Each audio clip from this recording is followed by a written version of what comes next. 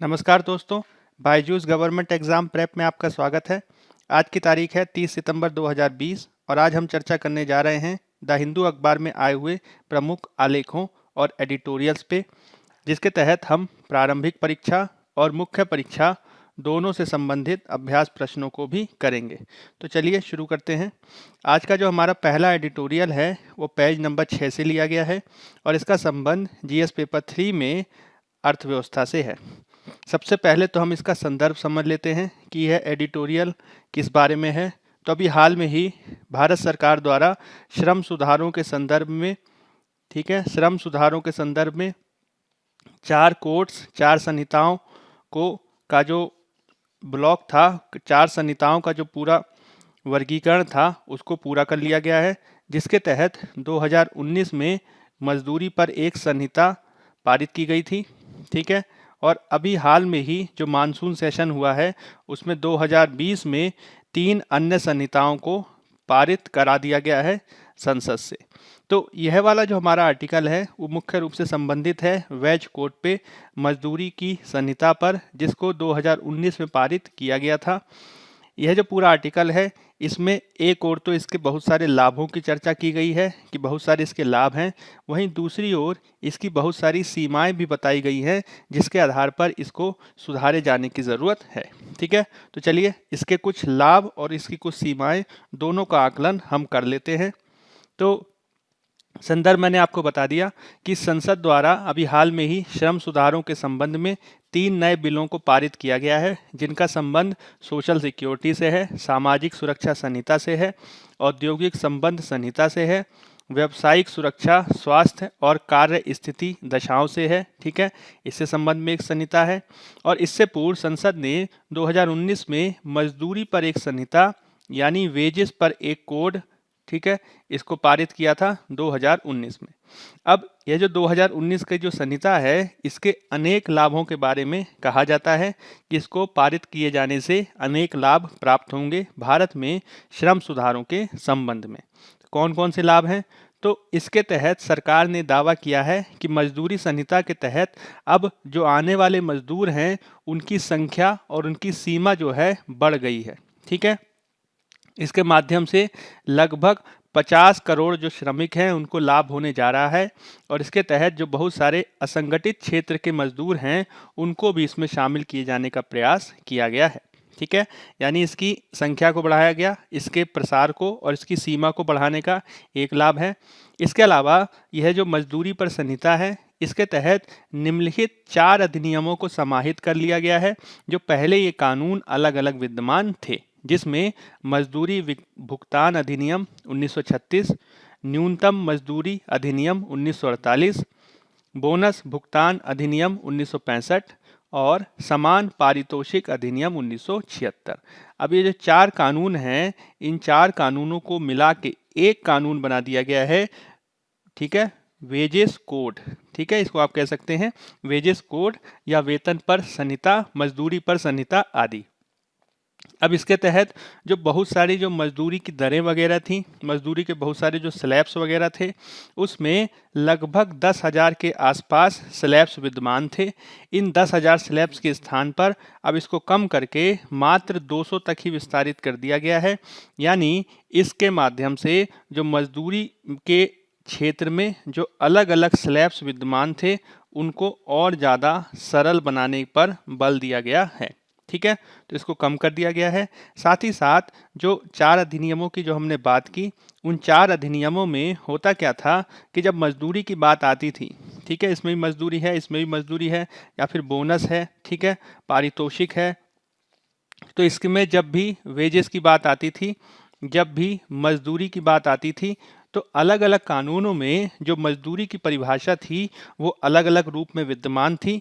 तो अब जो कोड संहिता लाई गई है उसमें यह कोशिश की गई है कि जो मजदूरी के संदर्भ में जो अलग अलग श्रम कानून के तहत जो अलग अलग परिभाषाओं की जटिलता है उसको दूर किया जाए और मजदूरी की एक सरल परिभाषा को बनाया जाए, ताकि जो है इससे संबंधित जो कानूनी विवाद होते हैं, इससे संबंधित जो अलग अलग जो जटिलताएं पैदा होती हैं वो जटिलताएं पैदा ना हो। ठीक है, इसका मतलब क्या हुआ कि एक और तो हमने सीमा को बढ़ाया, दूसरी तरफ हमने बहुत सारे कानूनों को समाहित करा। इसके अलावा हमने न्यूनतम मजदूरी में स्लैब्स को कम किया और साथ ही साथ अलग अलग कानूनों में जो मजदूरी की परिभाषाएं थीं उसमें भी हम कमी लाए हैं, जिससे यह और अधिक सरल हो सका है। ठीक है, तो ये कुछ लाभ हैं जो आप कह सकते हैं। इसके साथ ही जो वर्किंग आवर्स थे, जो कामकाजी घंटे हैं, अब उनको निश्चित कर दिया गया है 8 घंटे के लिए। और यदि कोई श्रमिक 8 घंटे से अधिक कार्य करता है तो उसको ओवर टाइम का अधिकार होगा और इसकी जो गणना है 8 घंटे के बाद किए जाने वाले काम की जो गणना है वो ओवर टाइम में की जाएगी। इसके साथ ही जो कामकाजी घंटे हैं, वर्किंग आवर्स हैं प्लस ओवर टाइम है।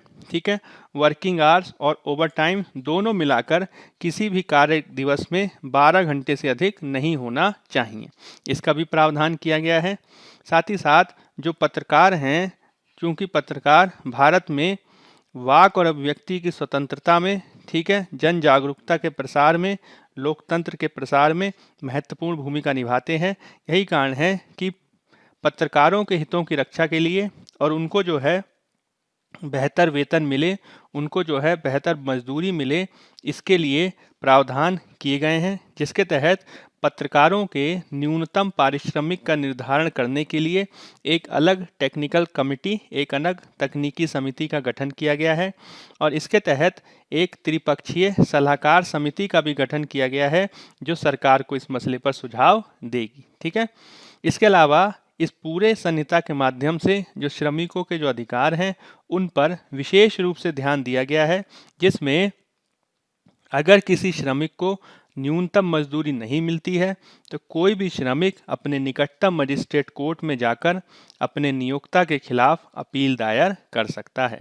इसका मतलब क्या हुआ कि बहुत सारे ऐसे लाभ हैं जिनकी गणना आप कर सकते हैं इस मजदूरी संहिता के तहत। ठीक है, तो ये बात हुई कुछ लाभों की, लेकिन ये जो एडिटोरियल है वो इस बात को भी डिस्कस करता है कि इसमें ऐसी बहुत सारी सीमाएं भी हैं जिसको निवारित करने की आपको ज़रूरत है। ठीक है, तो कौन कौन सी सीमाएं हैं? तो पहली सीमा तो यह है कि इसमें 4 कानूनों को जोड़ के एक कानून किया गया। ठीक है, 4 कानूनों को जोड़ के एक कानून किया गया और 4 कानूनों में जो विद्यमान 119 सेक्शंस थे, 119 धाराएं थीं, उनको अब कम करके कर दिया गया है 69 धाराएं। ठीक है, इसका मतलब क्या हुआ कि कानून की जो संख्या थी उसको कम किया गया, लेकिन आपको ये भी ध्यान में रखना होगा कि कानून के तहत, ठीक है, नियम बनाने का जो अधिकार है वो कार्यपालिका के अधिकारियों को दे दिया गया है। ठीक है, इसका मतलब क्या हुआ कि कानून में सारी बातें नहीं लिखी हैं, बहुत सारी ऐसी बातें हैं जिसको बाद में नियम के द्वारा निर्धारित किया जाएगा और इस नियम बनाने का अधिकार दिया गया है कार्यपालिका के अधिकारियों को, राज्य सेवा के अधिकारियों आदि को। इसका मतलब क्या हुआ कि कानून में भले ही आप सेक्शंस कम कर दिए हों, कानून में भले ही आपने धाराएं कम कर दी हों, लेकिन बाद में जब इससे संबंधित नियम वगैरह बनाए जाएंगे, इससे संबंधित विनियमन वगैरह किए जाएंगे, ठीक है, तब तो जब हम कानून को जोड़ दें और कानून के साथ ही उससे संबंधित नियमों को जोड़ दें तो निश्चित रूप से इनकी संख्या काफ़ी अधिक हो जाएगी। इसका मतलब क्या हुआ कि आपने कोशिश की कि कानून को हम सरल बनाएं, आपने कोशिश की कि कानून को आप संक्षिप्त रखें, लेकिन इसके बावजूद जो है आप कानूनों को संक्षिप्त नहीं रख पा रहे हैं। क्यों? क्योंकि आपको जो है उससे संबंधित नियम भी बनाने हैं, उससे संबंधित विनियमन भी बनाने हैं और जब आप ऐसा करेंगे तब जो नियम हैं, जो कानून है, उनकी कुल संख्या जो है काफ़ी अधिक हो जाएगी। जो सरलता का जो मापदंड आपने निर्धारित किया वो पूर्ण रूप से स्थापित नहीं होगा। ठीक है, इसके अलावा भारत में अगर आप कानूनों के बारे में बात करें तो 1936 से ही हमने देखा कि 1936 से ही वेतन के संदर्भ में, वेतन और पारिश्रमिक आदि के संदर्भ में बहुत सारी प्रक्रियाओं का पालन किया जाता रहा है कानूनों के माध्यम से। अब ये जो 1936 से जो जारी जो प्रक्रियाएं थीं, अब इस संपूर्ण प्रक्रिया के स्थान पर एक नई प्रक्रिया का आगमन होने जा रहा है। ठीक है, एक नया कानून बनने जा रहा है। तो इससे जो पहले से जो विद्यमान मानक थे, इसमें पहले से विद्यमान जो प्रक्रियाएं थीं, अगर ये समाप्त हो जाएंगी तो इससे कई नवीन समस्याएं खड़ी हो सकती हैं जिनको ध्यान दिए जाने की ज़रूरत है। ठीक है, इसके तहत आपको ये भी ध्यान रखना होगा कि केंद्र सरकार ने यह कोशिश की है कि हम राष्ट्रीय स्तर पर एक न्यूनतम वेतन की सीमा को निर्धारित करें। ठीक है, हम राष्ट्रीय स्तर पर एक न्यूनतम वेतन की सीमा को निर्धारित करें, जिसके तहत, ठीक है, उन्होंने एक फ्लोर वेज, ठीक है, फ्लोर वेज यानी न्यूनतम वेतन सीमा को निर्धारित किया है। ठीक है, अब इसके संदर्भ में भी बहुत सारे आलोचकों का कहना है कि आपने ये जो न्यूनतम वेतन सीमा निर्धारित की है, ठीक है, इससे ज़्यादा, ठीक है, इससे ज़्यादा जो है बहुत सारे राज्य अपने यहाँ न्यूनतम वेतन की सीमा को निर्धारित किए हुए हैं। ठीक है, इसका मतलब क्या हुआ कि केंद्र सरकार ने जो न्यूनतम वेतन की सीमा निर्धारित की वो वर्तमान में कई सारे राज्यों के प्रावधानों से कम है, और कई सारे ऐसे राज्य हैं जिन्होंने केंद्र सरकार द्वारा निर्धारित किए गए न्यूनतम वेतन सीमा से अधिकतम वेतन की सीमा को निर्धारित किया हुआ है। तो अगर भविष्य में केंद्र सरकार के न्यूनतम वेतन सीमा को अपनाया जाता है तो जिन राज्यों ने इससे ज़्यादा न्यूनतम वेतन सीमा निर्धारित कर रखी है उन राज्यों में जो वेतन सीमा है वो वास्तव में कम हो जाएगी। इसका मतलब क्या हुआ कि आपने कोशिश की कि राष्ट्रीय स्तर पर एक न्यूनतम वेतन सीमा हो, लेकिन बहुत सारे ऐसे राज्य हैं जो उससे ज़्यादा वेतन पहले ही दे रहे हैं, और अगर आप फिर से उन्हें ये कहेंगे कि आप अपने वेतन की लिमिट को थोड़ा कम कर दें तो इससे फिर से जो है उन राज्यों में दिया जाने वाला जो न्यूनतम वेतन है वो कम हो जाएगा। ठीक है, इसके चलते उन राज्यों में आगे चलकर मजदूरी कम होने की आशंका विद्यमान हो सकती है। इसके अलावा आपको ये भी ध्यान में रखना होगा कि भारत सरकार द्वारा एक कार्यक्रम चलाया जाता है, ठीक है, जिसका नाम है मनरेगा। ठीक है, मनरेगा के तहत ग्रामीण क्षेत्र में रोजगार को बढ़ावा देने के लिए 100 दिन के रोजगार की गारंटी दी गई है। ठीक है, राष्ट्रीय रोजगार गारंटी अधिनियम के तहत।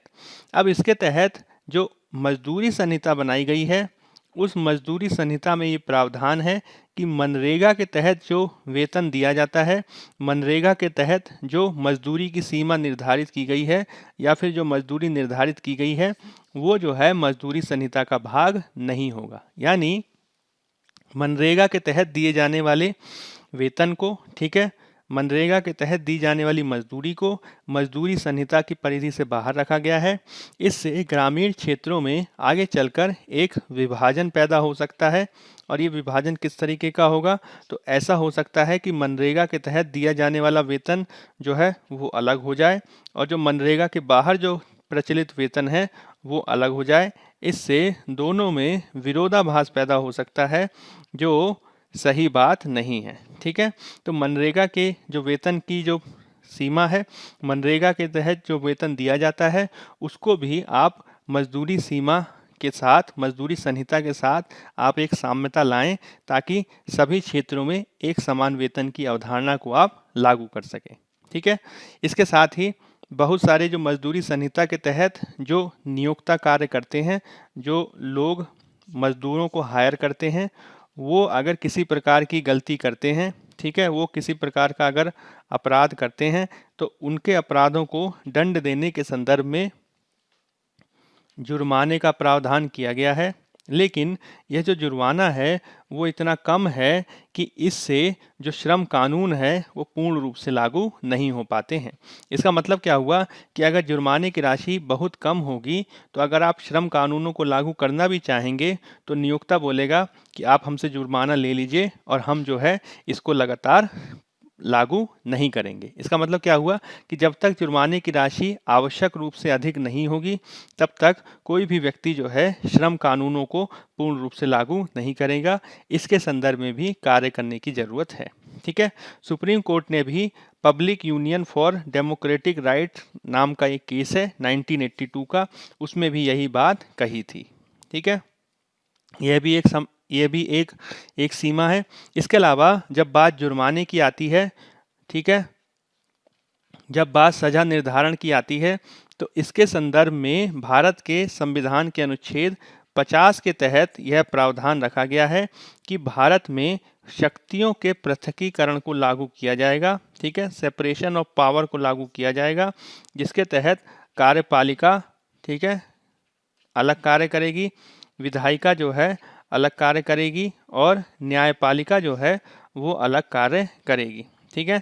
लेकिन ये जो मजदूरी संहिता के बहुत सारे प्रावधान हैं, वो बहुत सारे प्रावधान कार्यपालिका के अधिकारियों को, ठीक है, कार्यपालिका के अधिकारियों को ये शक्ति देते हैं कि वे जुर्माना लगा सकें, ठीक है, वे मजदूरी के संदर्भ में निर्णयन कर सकें, जो मुख्य रूप से कार्य है न्यायपालिका का। तो इसके संदर्भ में जुर्माना लगाया जाना या फिर मजदूरी के संबंध में निर्णय लिया जाना, इसके संबंध में बहुत सारे जो आलोचक हैं उनका कहना है कि यह कार्य जो है न्यायपालिका का है, और अगर आप इसको कार्यपालिका के अधिकारियों को सौंप रहे हैं तो यह अनुच्छेद 50 का उल्लंघन है, शक्ति पृथकीकरण का उल्लंघन है, ठीक है। इसके तहत बहुत सारे आलोचकों का कहना है कि जब जुर्माना लगाए जाने की शक्ति की बात आती है, जब न्याय निर्णयन की बात आती है, तो इसको आपको न्यायपालिका को ही सौंपा जाना चाहिए और इसके संदर्भ में कार्यपालिका को उत्तरदायी नहीं बनाने की ज़रूरत है। क्यों? क्योंकि जब न्यायिक विशेषज्ञता की बात आती है, ठीक है, जब न्यायिक विशेषज्ञता को कार्यपालिका के क्षेत्र में देखे जाने की बात आती है, तो ये देखा जाता है कि कार्यपालिका के अधिकारियों के पास वैसी न्यायिक विशेषज्ञता नहीं है जो न्यायपालिका के पास है, ठीक है। तो आपको ये चीज़ भी ध्यान में रखना है। साथ ही साथ इसमें नियोक्ता पर जो जुर्माना लगाया जाता है, ठीक है, उसको जो है नियोक्ता इस बात से बच सकता है कि अगर वो ये कहे कि हमने कानून द्वारा स्थापित प्रक्रिया या कानूनी प्रक्रिया का पूर्ण पालन किया है और इसमें अगर हमारी पूरी गलती ना हो, तो जो नियोक्ता है वो जुर्माने से बच सकता है। इसका मतलब क्या हुआ कि आप गए नियोक्ता पर जुर्माना लगाने के लिए और नियोक्ता ने कानूनी आधार पर ये सिद्ध कर दिया कि उसके द्वारा किसी भी प्रकार की कोई गलती नहीं की गई है, तो इसके माध्यम से एक प्रकार के भ्रष्टाचार की संभावना पैदा हो जाती है, जिसमें जो इंस्पेक्शन करने गया होगा या जो जांच करने वाला जो अधिकारी होगा, वो इस आधार पर नियोक्ता को क्लीन चिट दे सकता है कि उसके द्वारा सभी कानूनी कार्यवाही पूर्ण रूप से की गई है, ठीक है। तो इसके माध्यम से जो अधिकारियों को विविध प्रकार के विवेकाधीन अधिकार दिए गए हैं, वो जो है विविध प्रकार की शंका को पैदा करते हैं, जिसको दूर किए जाने की ज़रूरत है, ठीक है। अब इस प्रावधान का उपयोग करके नियोक्ता बच ना सकें और दूसरी जो कमियां हैं उसको दूर किया जा सके, इसके तहत आपको इन कमियों को ध्यान में रखना चाहिए और साथ ही साथ सरकारों से ये अपेक्षा की जानी चाहिए कि वो इन कमियों को ध्यान में रख के इसको और बेहतर बनाए।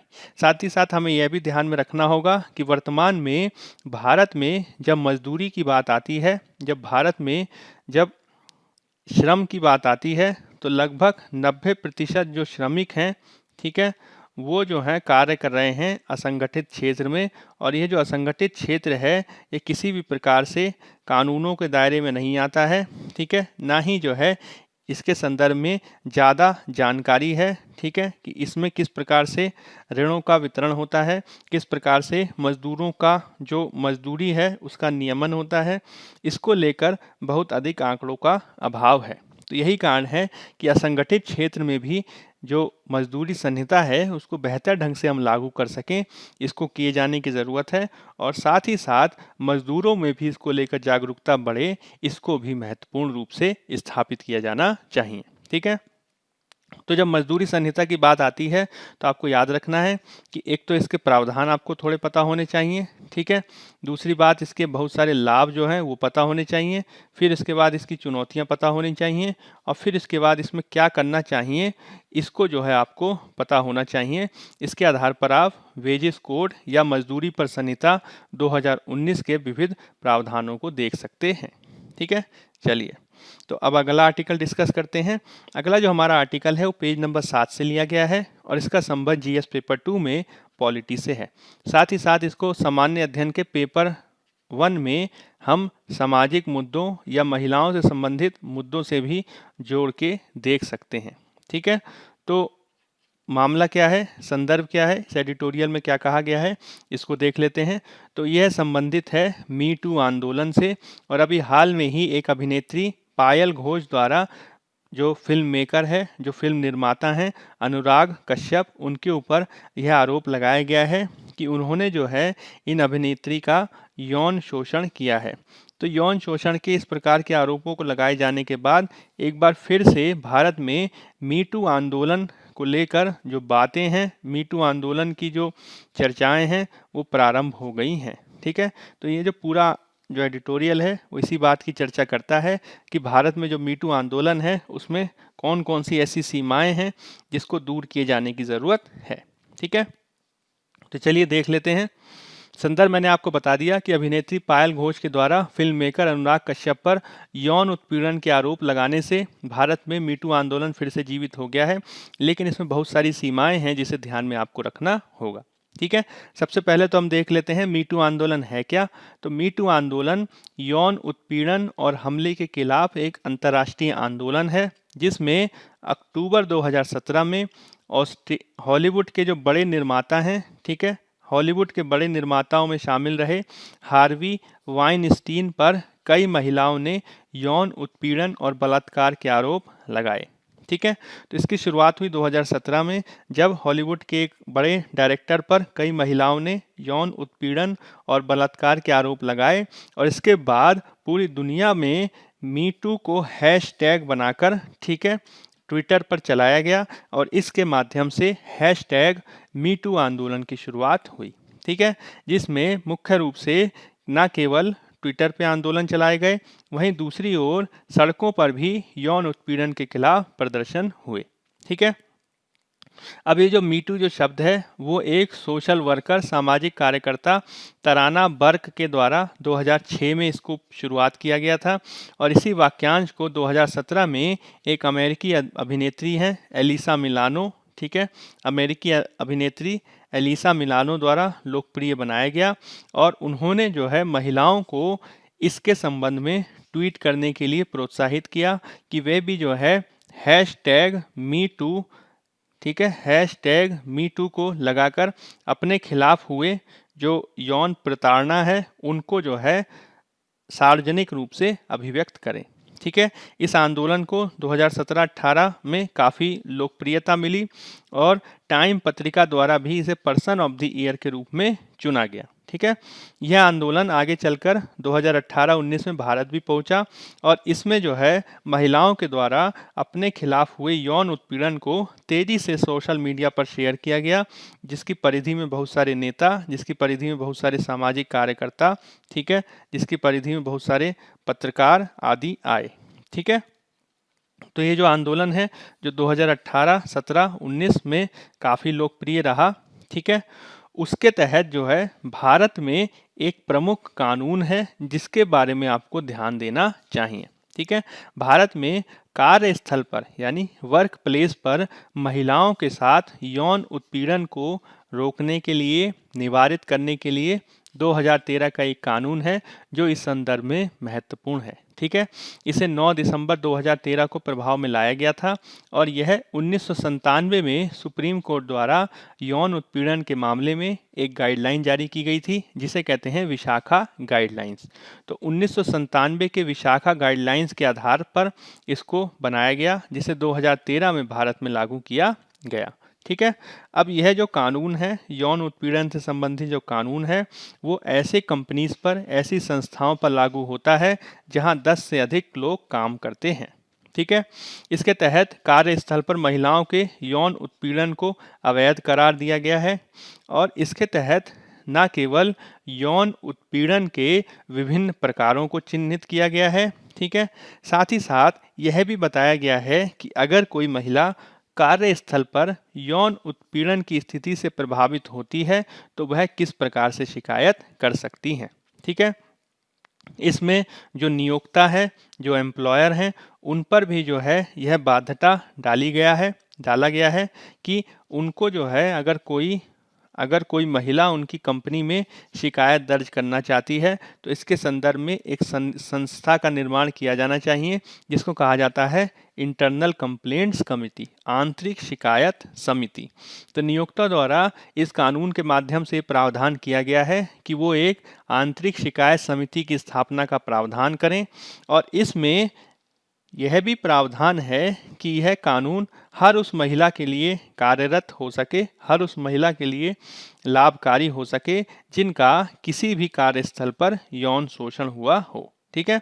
अब इसमें यह जरूरी नहीं है कि जिस कार्यस्थल पर महिला का उत्पीड़न हुआ है वहां वह नौकरी ही करती हो। ठीक है। इसके तहत कोई भी कार्यालय और दफ्तर शामिल हो सकता है, चाहे वो प्राइवेट हो अथवा सरकारी। ठीक है। तो इसका मतलब क्या हुआ कि 2013 में ही भारत ने एक कानून बना दिया था यौन उत्पीड़न से संबंधित, जो काफ़ी महत्वपूर्ण है। और जब मीटू आंदोलन देखा गया तब मीटू आंदोलन के तहत इस तरीके के कानून की जो महत्ता है और अधिक स्थापित होने लगी। ठीक है। लेकिन जो ये आलेख है ये बताता है कि इसमें बहुत सारी ऐसी सीमाएं हैं जिसे हमें दूर करने की ज़रूरत है। ठीक है। तो सबसे बड़ी सीमा क्या है? तो कई बार ये कहा जाता है कि अगर आप केवल और केवल जो पीड़िता हैं जिन्होंने ये आरोप लगाया है, अगर केवल और केवल उन्हीं के पक्ष को समझेंगे, उन्हीं के पक्ष को ध्यान देंगे, तो केवल और केवल पीड़िता पर विश्वास करना भी कई बार सही नहीं होता है। और पूर्व में पहले भी कई सारे ऐसे उदाहरण देखे गए हैं जिसमें जो पीड़िता द्वारा जो आरोप लगाए गए वो बाद में गलत साबित हुए। ठीक है। तो इसमें हम एक वरुण ग्रोवर के मामले को देख सकते हैं, जिसमें वरुण ग्रोवर पर एक महिला द्वारा यौन उत्पीड़न का आरोप लगाया गया। हालांकि बाद में उनका ये आरोप साबित नहीं हो सका। इसी प्रकार से AIB के कॉमेडियन उत्सव चक्रवर्ती पर भी यौन उत्पीड़न का आरोप लगाया गया। हालांकि बाद में भी वो सही साबित नहीं हुआ। तो कहने की बात यह है कि हमें यह भी ध्यान रखना होगा कि हम किसी भी स्थिति में एक पक्षीय न्याय ना करें, क्योंकि अगर हम एक पक्षीय न्याय करेंगे तो हम किसी न किसी व्यक्ति के साथ अन्याय कर रहे होंगे। ठीक है। इसके लिए जो है हमें ये कोशिश करनी चाहिए कि हम सभी के लिए एक समान न्याय की व्यवस्था स्थापित करें, जिसमें हम ना केवल पीड़िता को न्याय दिलाएं, साथ ही साथ जिन पर आरोप लगाया गया हो उनको भी प्राकृतिक न्याय के सिद्धांत के तहत अपना पक्ष रखने की स्वतंत्रता दें। ठीक है। इसमें हमें जो कंपनीज वगैरह में जो यह प्रावधान किया गया है कि वो एक आंतरिक शिकायत समिति, इंटरनल कंप्लेंट्स कमेटी की स्थापना करेंगे, तो उस आंतरिक शिकायत समिति को भी ज़्यादा संवेदनशील, ज़्यादा समावेशी बनाए जाने की ज़रूरत है, ताकि वो प्रोएक्टिवली इस क्षेत्र में काम कर सकें, ताकि किसी भी कार्यस्थल में इस तरह की घटना देखी ना जाए। ठीक है।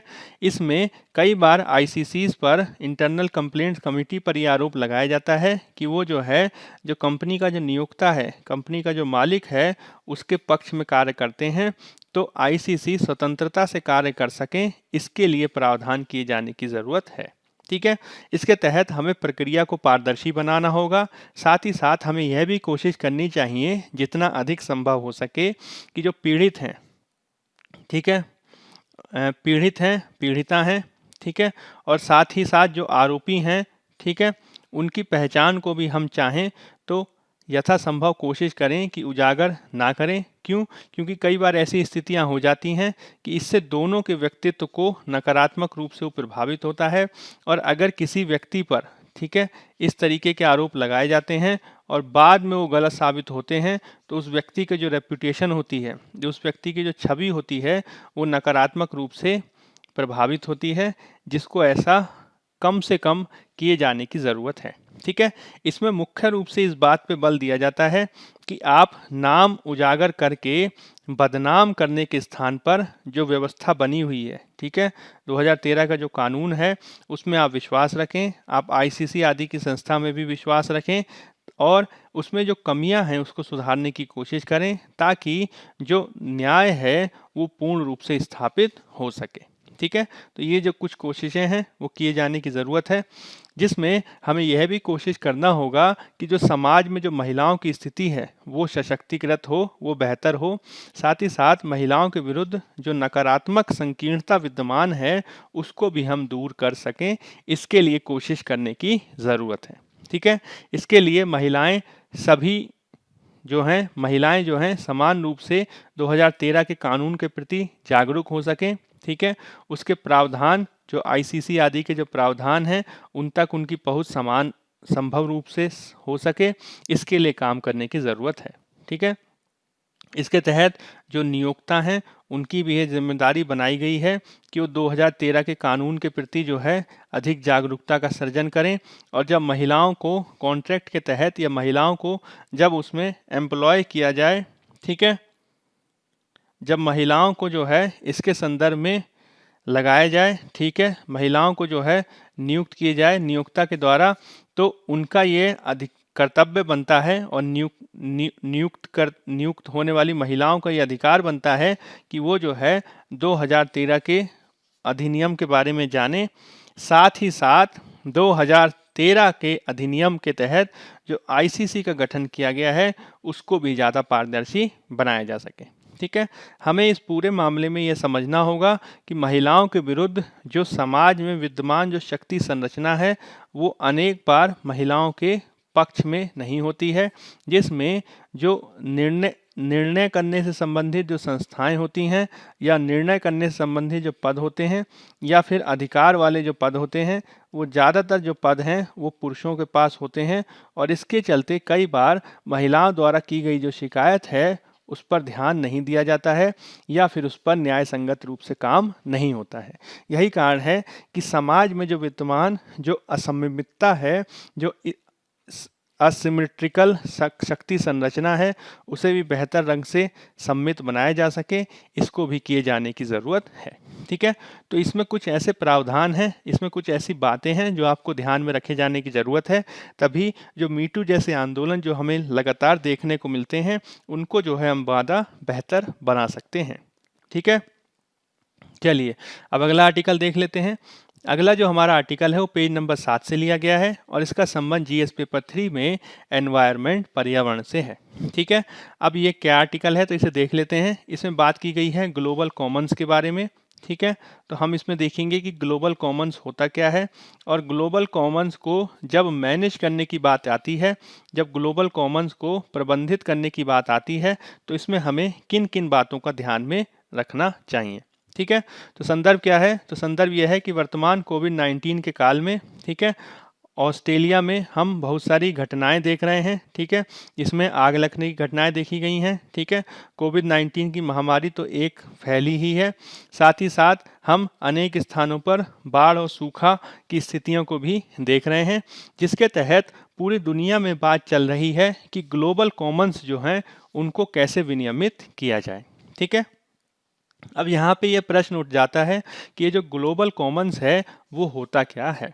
ठीक है, तो ग्लोबल कॉमन से तात्पर्य ऐसे संसाधनों से होता है जिस पर किसी एक व्यक्ति या देश का अधिकार नहीं होता, जैसे कि पृथ्वी पर उत्पन्न, ठीक है, पृथ्वी पर उपलब्ध जल, पृथ्वी पर उपलब्ध वायुमंडल, पृथ्वी की नदियाँ, ठीक है, पृथ्वी के जो खनिज उत्पादन हैं, ठीक है, खनिज संसाधन हैं, ठीक है, इसके अलावा हिमालय क्षेत्र की बर्फ़, ठीक है, हिमालय की पारिस्थितिकी, ये कुछ ऐसी स्थितियां हैं, ये कुछ ऐसी संसाधन हैं जिस पर किसी एक देश का अधिकार नहीं हो सकता और यह जो है पूरे विश्व का एक सामुदायिक या आप कह सकते हैं सामूहिक संसाधन माना जाता है।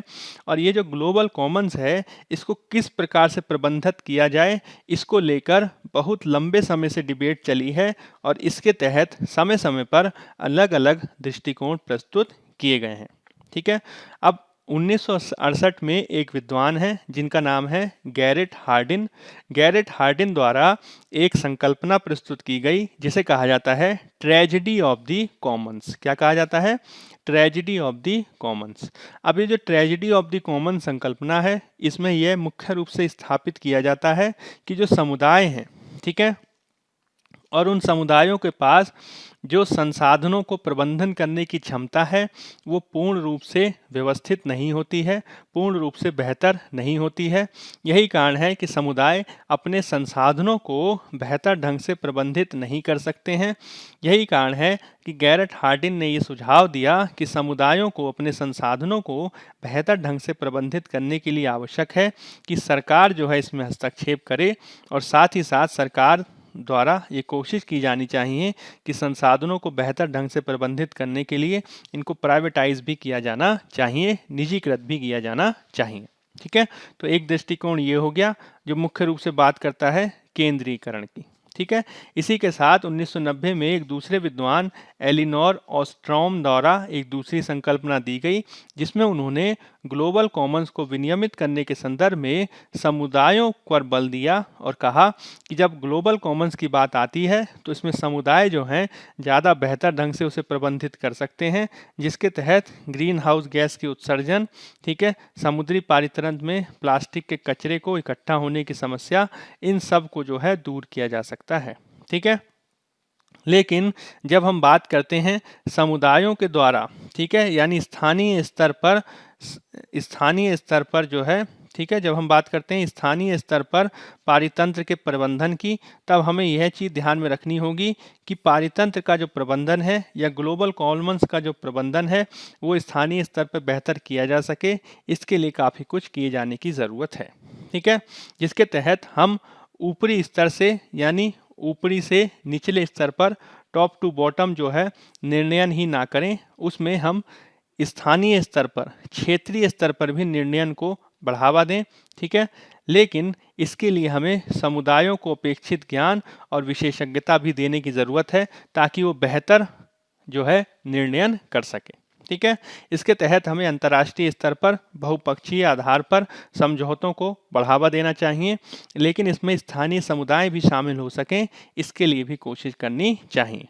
ठीक है, इसके अलावा अगर किसी क्षेत्र विशेष में जो समुदाय हैं वो बेहतर ढंग से संसाधनों को प्रबंधित कर पाएँ, तो उन संसाधनों के क्षेत्रीय ज्ञान को, उन समुदायों के क्षेत्रीय ज्ञान को हम स्टैंडर्डाइज करें, हम मानकीकृत करें, ताकि जो उनका सफलता का जो मॉडल है वो दूसरे क्षेत्रों में भी सफलतापूर्वक लागू किया जा सके। ठीक है, इसके तहत हमें क्षेत्रीय ज्ञान, क्षेत्रीय गवर्नेंस को बेहतर ढंग से लागू करने की ज़रूरत है, जिसके तहत न केवल हमें कमियों को दूर करना होगा, बल्कि भविष्य की पीढ़ी भी इससे लाभान्वित हो सके, इसके लिए हमें मिलकर कोशिश करनी होगी। ठीक है, तो ग्लोबल कॉमन्स और इसमें क्षेत्रीय समुदाय की क्या भूमिका है, इसको हमें समझने की ज़रूरत है। ठीक है, चलिए अब अगला जो हमारा आर्टिकल है वो पेज नंबर 7 से संबंधित है और इसका संबंध जीएस पेपर 3 में अर्थव्यवस्था से है। ठीक है, यह वाला जो आर्टिकल है और इससे अगला वाला जो आर्टिकल है, ठीक है, जो पेज नंबर 14 पे दिया गया है, वो संबंधित है भारत के अभी हाल के ही वोडाफोन के केस से। ठीक है, जिसमें हेग का जो न्यायालय है उसके द्वारा वोडाफोन के पक्ष में निर्णय दिया गया। ठीक है, अब यह जो वोडाफोन के पक्ष में केस आया है, उसी के समान भविष्य में और भी केसेस आ सकते हैं, जिसमें केन कंपनी के द्वारा, ठीक है, केन कंपनी के द्वारा लगभग $1.5 बिलियन की मांग की गई है केंद्र सरकार से। ठीक है, कर मामलों के मामले में, और इसके संबंध में उसका कहना है कि बहुत जल्द जो है जिस तरीके का वोडाफोन का मामला आया है उसी तरीके का केन एनर्जी से संबंधित मामला भी आ सकता है। तो भारत को यह जो वोडाफोन का जो केस है उसमें काफ़ी कुछ ऐसी बातें हैं जिससे सीख लेने की ज़रूरत है।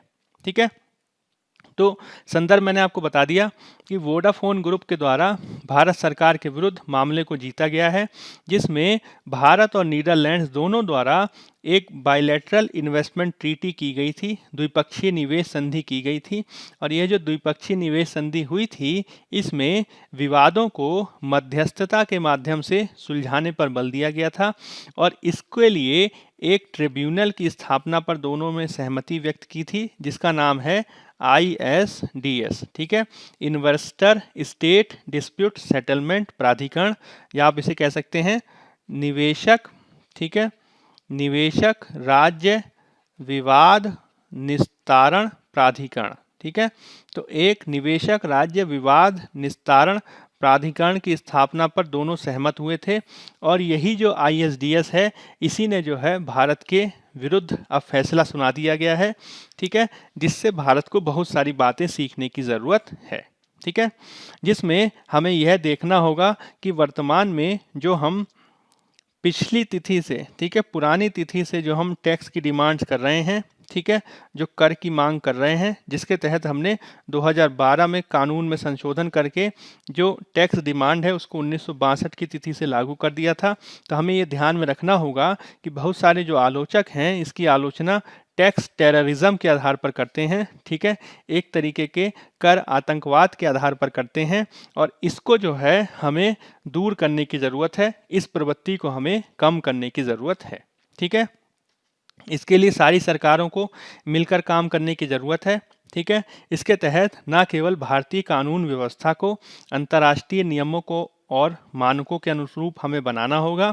हमें कानूनों को बनाते समय भारत ने जो बायलैटरल इन्वेस्टमेंट ट्रीटीज़ वगैरह पहले साइन कर रखी हैं, उनका न केवल हमें ध्यान देना होगा, बल्कि भविष्य में भी हम इस तरह की गलती ना करें, इसके लिए भी हमें सीख लेने की ज़रूरत है।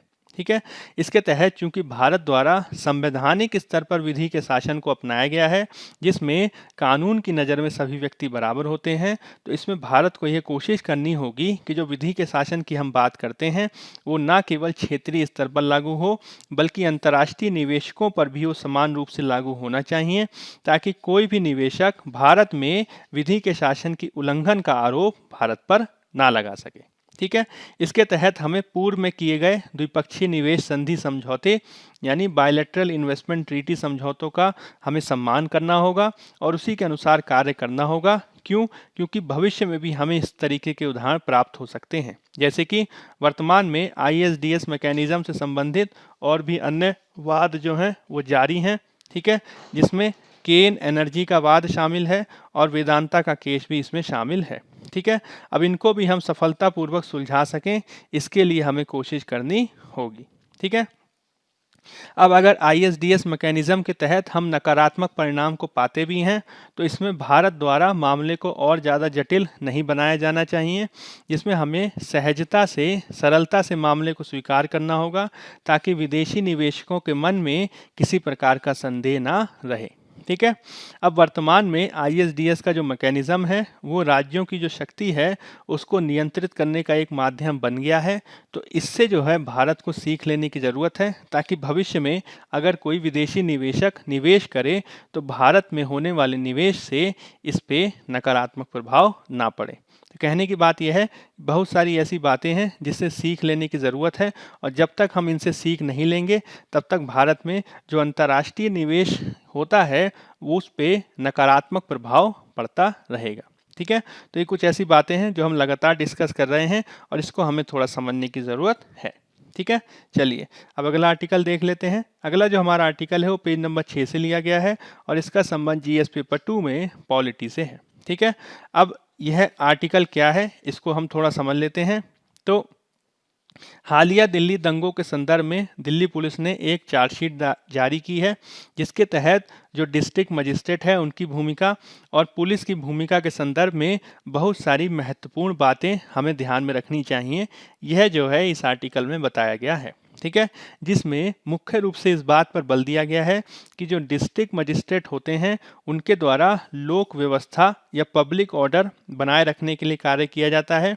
वहीं दूसरी तरफ जो पुलिस होती है उसके द्वारा मुख्य रूप से कानून व्यवस्था और अपराधों की जांच के संदर्भ में कार्य किया जाता है। ठीक है, अब दोनों जो स्वतंत्रता पूर्वक अगर इस काम को करना चाहते हैं तो इसके लिए बहुत सारी ऐसी बातें हैं जिसको ध्यान में रखना होगा। ठीक है, जैसे कि जब भी लोक व्यवस्था को बनाने की बात आती है, जब पब्लिक ऑर्डर को बनाने की बात आती है, तो कई बार डिस्ट्रिक्ट मजिस्ट्रेट को कठोर विकल्पों को अपनाना पड़ता है, जिसके तहत जीवन की सुरक्षा के लिए भी वो कार्य करते हैं। ठीक है, अब यह जो कठोर विकल्प अपनाए जाते हैं उसमें हमें यह ध्यान में रखना होगा कि इन कठोर विकल्पों के चलते कहीं ऐसा ना हो कि नागरिकों का जो विरोध करने का जो संवैधानिक अधिकार है, ठीक है, नागरिकों का जो वाक और अभिव्यक्ति का जो अधिकार है वो नकारात्मक रूप से प्रभावित ना हो, और जो भी हम रोक लगाएं, ठीक है, जो भी हम जो है कानून व्यवस्था को बनाए रखने के लिए जो प्रावधान करें उसमें जो है हम सुप्रीम कोर्ट्स की गाइडलाइंस वगैरह का भी समय समय पर ध्यान रखें, ताकि एक ओर तो हम दंगे जैसी स्थितियों को भड़कने से रोकने के लिए कार्य कर सकें, वहीं दूसरी ओर नागरिकों को विरोध करने का जो संवैधानिक अधिकार मिला है, वाक और अभिव्यक्ति की स्वतंत्रता का जो अधिकार मिला है, दोनों के बीच जो है एक संतुलन बनाया जा सके। ठीक है, तो सुप्रीम कोर्ट ने राम मनोहर लोहिया 1965 के केस में, मधु लुमय केस में, ठीक है, यह कहा गया है, ठीक है, यह कहा गया है कि किसी क्षेत्र विशेष में अगर नागरिकों की स्वतंत्रता को बाधित करने वाले प्रतिबंध लगाए जाए चाहिए तो उनको जो है बेहतर ढंग से सोच विचार कर ही लगाया जाना चाहिए। साथ ही साथ अनुराधा भसीन वाद में सुप्रीम कोर्ट द्वारा कहा गया है कि किसी प्रकार की भी अगर निषेधात्मक आज्ञा आदि को जारी किया जाता है। तो इसमें हमें वाक और अभिव्यक्ति की स्वतंत्रता पर नकारात्मक प्रभाव ना पड़े, इसके लिए भी कोशिश करनी चाहिए। ठीक है। साथ ही जो हमने निषेधाज्ञा वगैरह जो जारी की गई है उसकी जो है समय समय पर समीक्षा करनी चाहिए, ताकि जनता के अधिकारों के साथ ही लोक व्यवस्था के बीच भी संतुलन बनाया जा सके। वर्तमान समय में हम इस तरीके के बहुत सारे उदाहरण देख रहे हैं जिसमें पब्लिक ऑर्डर को बनाए रखने के लिए, ठीक है, पब्लिक ऑर्डर को बनाए रखने के लिए बहुत सारे प्रतिबंध वगैरह लगाए जाते हैं, लेकिन ये जो प्रतिबंध हैं वो नागरिकों की वाक अभिव्यक्ति की स्वतंत्रता पर पूर्ण रूप से नकारात्मक प्रभाव ना डालें। हमें इसको भी जो है स्थापित करने की ज़रूरत है। ठीक है, तो ये चीज़ ध्यान में रखनी है। अब हम कुछ प्रीलिम्स प्रैक्टिस क्वेश्चन देख लेते हैं। निम्नलिखित वायुमंडलीय गैसों में से किन गैसों का आकलन वायु गुणवत्ता सूचकांक या एयर क्वालिटी इंडेक्स के अंतर्गत किया जाता है? Carbon dioxide, carbon monoxide, nitrogen dioxide, sulphur dioxide की मीथेन? 1, 2 और 3, 2, 3 और 4, 1, 4 और 5, 1, 2, 3, 4 और 5। ठीक है, तो इसमें आपको याद रखना है कि जब एयर क्वालिटी इंडेक्स की बात आती है, ठीक है, आपको यह चीज़ ध्यान में रखनी है कि जब एयर क्वालिटी इंडेक्स की बात आती है तो एयर क्वालिटी इंडेक्स के तहत कार्बन डाइऑक्साइड शामिल नहीं है और ना ही मीथेन शामिल है। ठीक है, तो इसमें 2, 3 और 4 यह सही उत्तर होगा और आंसर होगा हमारा बी। ठीक है, वायु गुणवत्ता सूचकांक के तहत आज पेज नंबर 1 पर फोटो आया है। ठीक है, इसके आधार पर क्वेश्चन है। तो वायु गुणवत्ता सूचकांक के तहत कुल 8 प्रदूषक शामिल हैं, जिसमें पार्टिकुलेट मैटर, ठीक है, यानी 10 और 2.5, ozone, sulphur dioxide, nitrogen dioxide, carbon monoxide, सीसा, लेड, ठीक है, और साथ ही साथ अमोनिया, ठीक है, NH3, ये कुल 8 जो है प्रदूषक शामिल हैं और इसी के आधार पर किसी क्षेत्र में वायु गुणवत्ता का मापन किया जाता है। ठीक है, चलिए अगला क्वेश्चन देख लेते हैं। एमनेस्टी इंटरनेशनल क्या है? पर्यावरण संरक्षण में संलग्न संयुक्त राष्ट्र का एक निकाय, UN बॉडी, मानव अधिकार संरक्षण के लिए कार्य करने वाला एक गैर सरकारी संगठन, NGO, मनी लॉन्ड्रिंग पर नियंत्रण के लिए एक अंतर सरकारी संगठन के उपरोक्त में से कोई नहीं। तो एमनेस्टी इंटरनेशनल मानव अधिकार संरक्षण के लिए काम करने वाला एक गैर सरकारी संगठन NGO है। ठीक है, और ये काफ़ी लंबे समय से लगातार चर्चा में बना हुआ है और हाल में ही एमनेस्टी इंटरनेशनल ने भारत सरकार पर यह आरोप लगाया है कि उसके द्वारा जो है उसके खातों को सीज कर दिया गया, जिसके चलते एमनेस्टी इंटरनेशनल जो है अपने बहुत सारे काम को भारत में नहीं कर पा रहा है और उसमें जो है भारत में अपना काम करना बंद कर दिया है। ठीक है, तो हाल के समय में NGOs को काफ़ी नियंत्रित किए जाने का प्रयास किया जा रहा है FCRA के प्रावधानों के माध्यम से और ये लगातार चर्चा का विषय बना हुआ है। ठीक है, चलिए अगला क्वेश्चन देख लेते हैं। 1946 में भारतीय संविधान सभा की हुई प्रथम बैठक की अध्यक्षता अस्थायी रूप से प्रथम बार किसके द्वारा की गई थी? HC मुखर्जी, सत्येंद्र प्रसाद सिन्हा, राजेंद्र प्रसाद, सच्चिदानंद सिन्हा? तो इसका सही उत्तर है डी, सच्चिदानंद सिन्हा। ठीक है, दिसंबर 1946 में भारत में संविधान सभा की पहली बैठक हुई थी और जो इसकी पहली बैठक हुई थी इसकी अध्यक्षता सच्चिदानंद सिन्हा द्वारा की गई।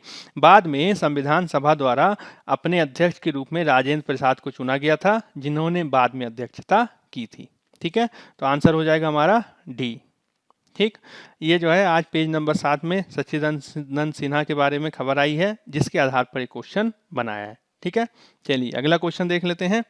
राज्य विधान परिषद के संदर्भ में निम्नलिखित कथनों पर विचार करें। विधान परिषद के कुल सदस्यों में से 5/6 सदस्यों का निर्वाचन अप्रत्यक्ष माध्यम से किया जाता है, जबकि 1/6 सदस्यों का नामांकन मनोनयन राज्य के गवर्नर राज्यपाल द्वारा किया जाता है। किसी भी राज्य विधान परिषद की महत्तम संख्या को राज्य विधानसभा की कुल संख्या के 1/4 रूप में निर्धारित किया गया है और इस संदर्भ में न्यूनतम संख्या 40 निर्धारित की गई है। उपरोक्त कथनों में से सत्य कथन कथनों की पहचान करें। केवल 1, केवल 2, 1 और 2 दोनों की उपरोक्त में से कोई नहीं। तो चलिए इसका थोड़ा हम देख लेते हैं। आज ही कर्नाटक में काउंसिल के चुनावों के संदर्भ में खबर आई है। तो जब विधानसभा की या विधान परिषद की संरचना की बात कही जाती है तो संविधान का अनुच्छेद 171 क्या कहता है कि विधान परिषद के कुल सदस्यों की संख्या जो है राज्य विधानसभा के सदस्यों की कुल संख्या से 1/3 से ज़्यादा नहीं होनी चाहिए, किंतु ये सदस्य संख्या 40 से कम ना हो। ठीक है। इसमें जो सदस्यों का कार्यकाल है वो 6 साल का होता है, जिसमें से 1/3 जो सदस्य हैं हर 2 साल में सेवानिवृत्त होते हैं। ठीक है, इसका मतलब क्या हुआ कि अगर हम क्वेश्चन को देखें तो यहाँ पे 1/4 लिखा था, इसका मतलब क्या हुआ, यहाँ पे होगा 1/3, यानी ये तो गलत हो गया। अब दूसरा देख लेते हैं। ठीक है, तो जब हम गठन की प्रक्रिया के बारे में बात करते हैं तो इसमें जो है 5/6 का जो है अप्रत्यक्ष निर्वाचन होता है। ठीक है, 5/6 का अप्रत्यक्ष निर्वाचन होता है और 1/6 जो है उनका मनोनयन होता है। ठीक है, यानी उनको नॉमिनेट किया जाता है राज्यपाल के द्वारा। इन 5/6 में से 1/3 का जो चुनाव है वो राज्य की नगरपालिका, जिला बोर्ड और अन्य स्थानीय संस्थाओं द्वारा होता है। 1/3 का चुनाव विधानसभा के निर्वाचित सदस्यों द्वारा होता है और 1/12 जो हैं ऐसे व्यक्तियों द्वारा चुने जाते हैं जिन्होंने कम से कम 3 साल पहले स्नातक की डिग्री प्राप्त की हो और उस विधानसभा के सदस्य हों, विधानसभा के मतदाता हों। 1/12 अध्यापकों द्वारा निर्वाचित होते हैं जो 3 साल से उच्च माध्यमिक, हायर सेकेंडरी विद्यालय या उच्च शिक्षा संस्थानों में अध्यापन कर रहे हों और 1/6 का मनोनयन किया जाता है राज्यपाल द्वारा राज्य के साहित्य, कला, सहकारिता, विज्ञान और समाज सेवा के विशेष ज्ञान के आधार पर। ये जो चुनाव होता है अनुपातिक प्रतिनिधित्व प्रणाली के आधार पर एकल संक्रमणीय गुप्त मतदान पद्धति से होता है। ठीक है, तो अगर हम क्वेश्चन देखें तो दूसरा तो गलत है, पहला कथन सही है, तो हमारा आंसर क्या हो जाएगा, आंसर हो जाएगा हमारा ए। ठीक है, चलिए अब एक लास्ट ईयर का क्वेश्चन देख लेते हैं। बैंगन का एक विशिष्ट जेनेटिकली इंजीनियर्ड आनुवांशिक रूप से डिजाइन रूप जिसे बीटी ब्रिंजल के नाम से जाना जाता है का विकास हाल ही में किया गया है। इसके विकास का उद्देश्य क्या है? इसे कीट प्रतिरोधक क्षमता प्रदान करना, बैंगन के स्वाद और पोषक गुणों में वृद्धि करना, बैंगन को सूखा प्रतिरोधी बनाना कि बैंगन की जीवन अवधि को बढ़ाना। तो इसमें जो है बीटी ब्रिंजल को मुख्य रूप से, ठीक है, कीट प्रतिरोधक क्षमता प्रदान करने के लिए विकसित किया गया है और हाल में भारत में इस तरीके की कई प्रजातियों का विकास किया गया है जिसमें बीटी कॉटन भी प्रमुख है। ठीक है, तो इसमें उत्तर क्या हो जाएगा हमारा ए। ठीक है, चलिए अगला क्वेश्चन देख लेते हैं। श्रम सुधारों के, अब कुछ मेंस प्रैक्टिस क्वेश्चन देख लेते हैं।